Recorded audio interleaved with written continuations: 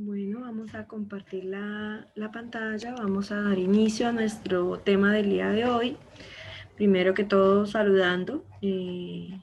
Soy Marta Cecilia Solano Wilches, estudiante del curso de epistemología del doctorado en educación ofrecido por la Universidad Cuauhtémoc.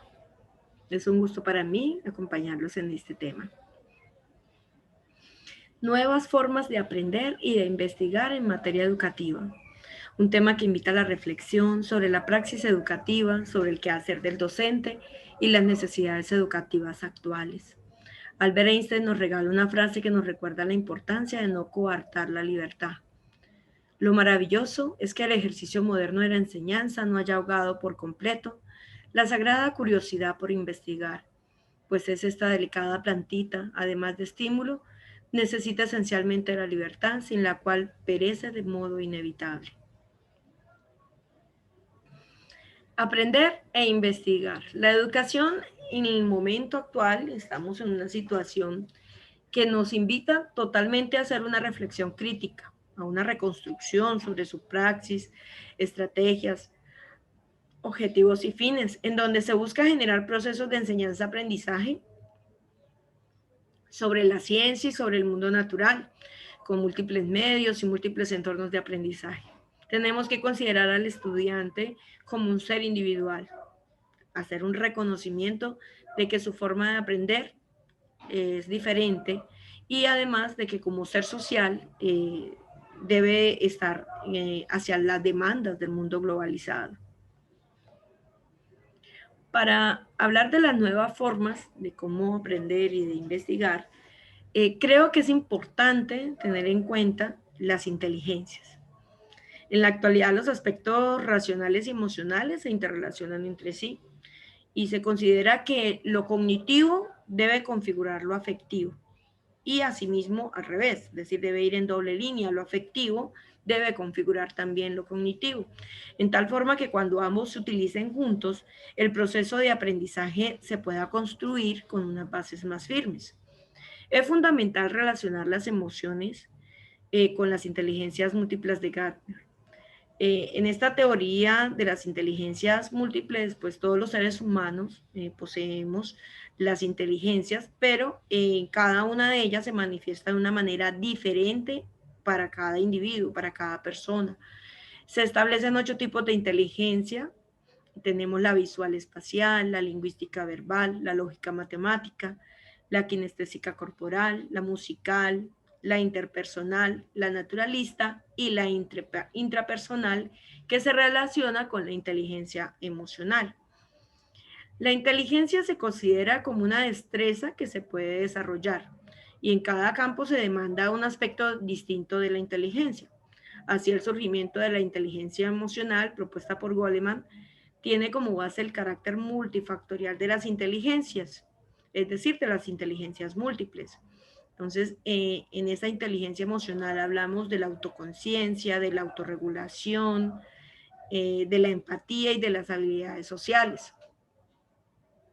Las emociones nos sirven para mejorar el pensamiento, porque se pone mayor atención a la información significativa de forma más rápida, facilitan el cambio de la perspectiva, la formación de juicios y la consideración de nuevos puntos de vista a los problemas, pues debido a las variaciones emocionales.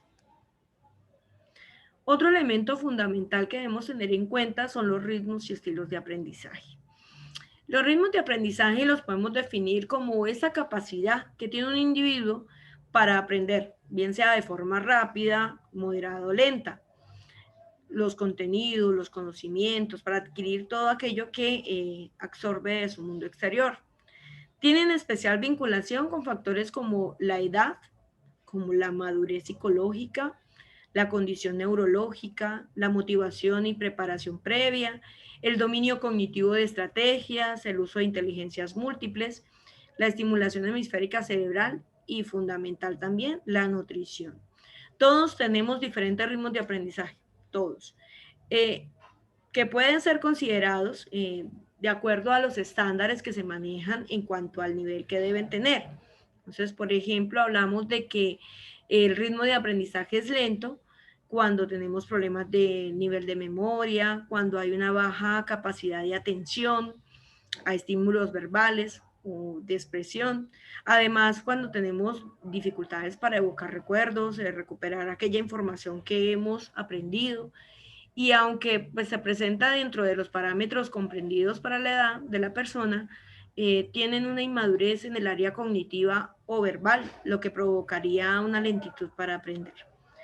Cuando hablamos de un ritmo de aprendizaje moderado, entonces se realizan las actividades como en el tiempo que se determina para ello. Podemos retener grandes cantidades de información, realizar procedimientos después de analizarlos o probarlos, es decir, estamos como dentro de los parámetros normales. Y un ritmo de aprendizaje rápido, pues entonces sería aquel que está por encima de sus parámetros y pues es visiblemente superior. Asimismo, como se tienen en cuenta los ritmos, también tenemos que tener en cuenta los estilos de aprendizaje. ¿Y qué es un estilo de aprendizaje? Entonces, un estilo de aprendizaje es como ese conjunto de características pedagógicas y cognitivas que suelen expresarse cuando una persona debe enfrentar una situación de aprendizaje. Es decir, es la manera como el individuo puede aprender. Son los rasgos cognitivos, afectivos y fisiológicos que sirven como indicadores relativamente estables de cómo este estudiante percibe las interacciones, responde a sus ambientes de aprendizaje, por lo que cada persona utiliza su propio método o su propia estrategia a la hora de aprender. Es su propio estilo. ¿Sí? Es algo muy particular. La velocidad y las características de la eficacia de cómo aprende de una manera sencilla. Entonces, la descripción de esas actitudes y esos comportamientos determinan la forma preferida de aprendizaje de cada ser humano.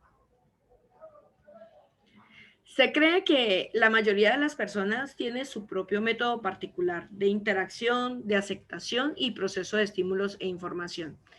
Es importante establecer que los estilos de aprendizaje no son estables, es decir, pueden ser modificados a lo largo del tiempo. En efecto, a medida que avanzan en sus procesos de aprendizaje, los estudiantes van a ir descubriendo cuál es su mejor manera de aprender, dependiendo de las condiciones, las circunstancias, su entorno, su contexto y los tiempos de aprendizaje.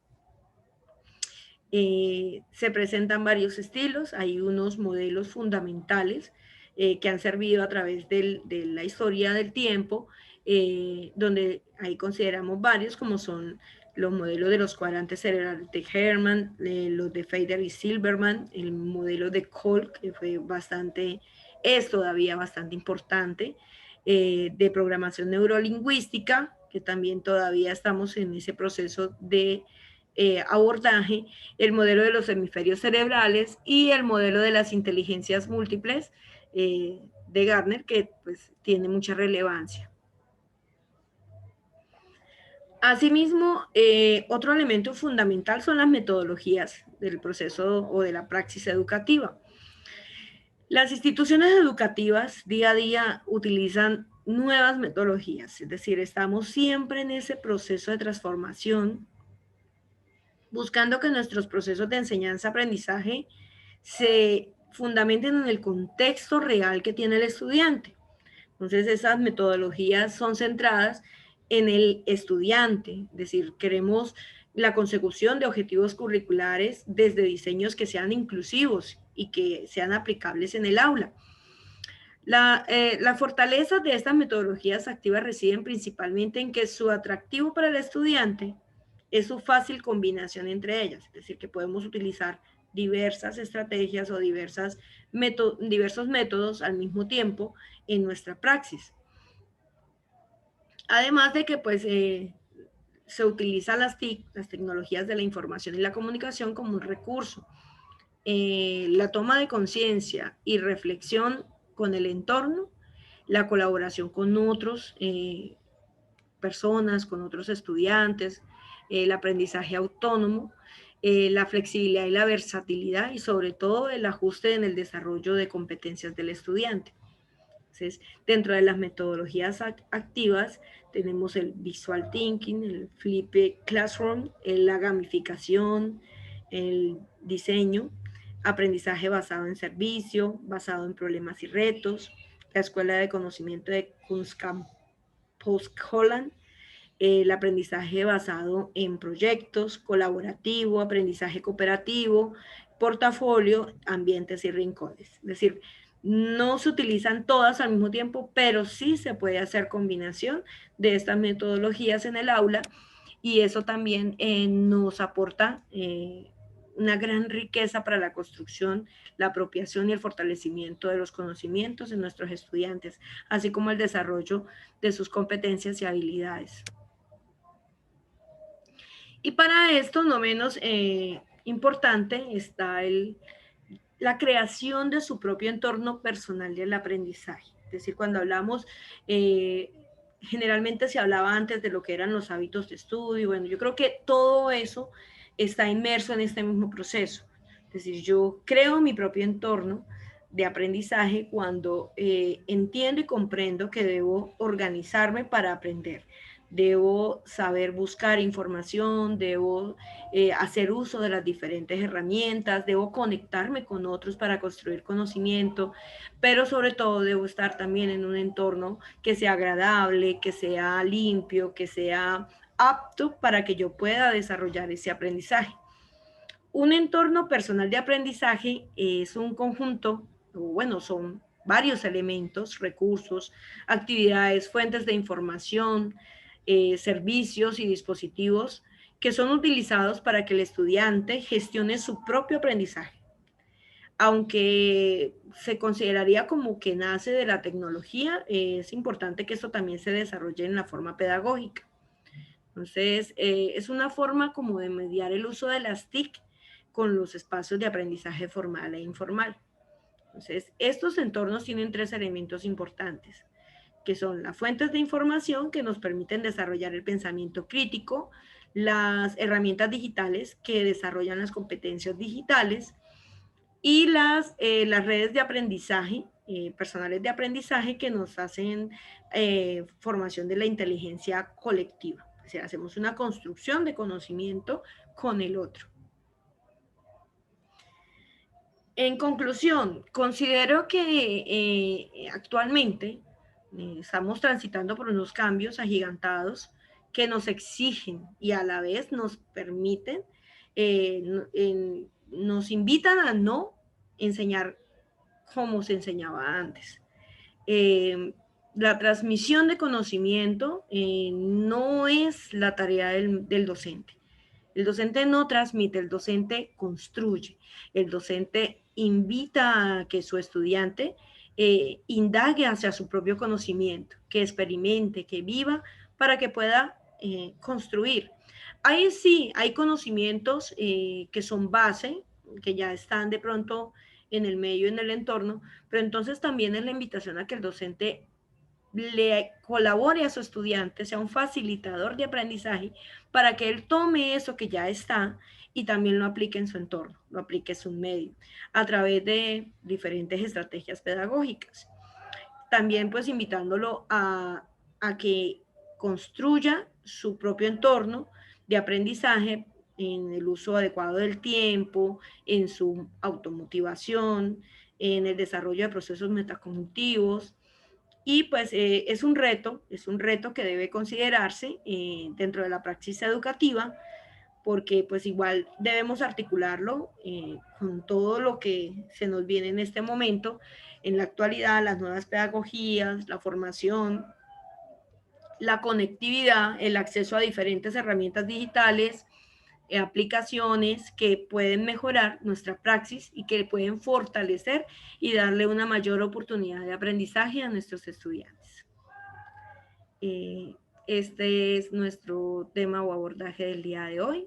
Agradezco mucho su participación en esta grabación. Muchas gracias.